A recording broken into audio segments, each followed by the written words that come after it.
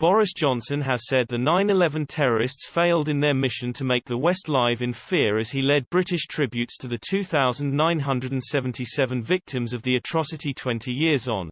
The Prime Minister added that the last 2 decades had proven that al-Qaeda did not lead us to abandon our values despite the continuing threat.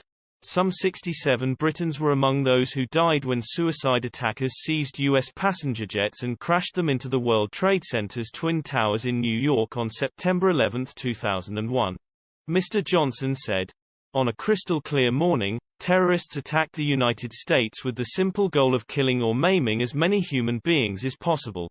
By inflicting such bloodshed in the world's greatest democracy, they tried to destroy the faith of free peoples everywhere in the open societies, which terrorists despise and which we cherish.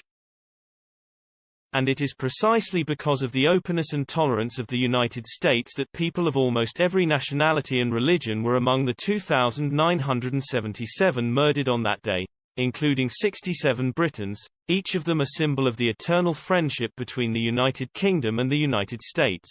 But while the terrorists imposed their burden of grief and suffering, and while the threat persists today, we can now say with the perspective of 20 years that they failed to shake our belief in freedom and democracy. They failed to drive our nations apart, or cause us to abandon our values, or to live in permanent fear. The fact that we are coming together today, in sorrow but also in faith and resolve, demonstrates the failure of terrorism and the strength of the bonds between us. The al-Qaeda attacks led to the U.S. invasion of Afghanistan, backed by the UK, to crush the group. Mr. Johnson said the crisis in the nation after military forces withdrew last month has strengthened the determination to remember those who were taken from us.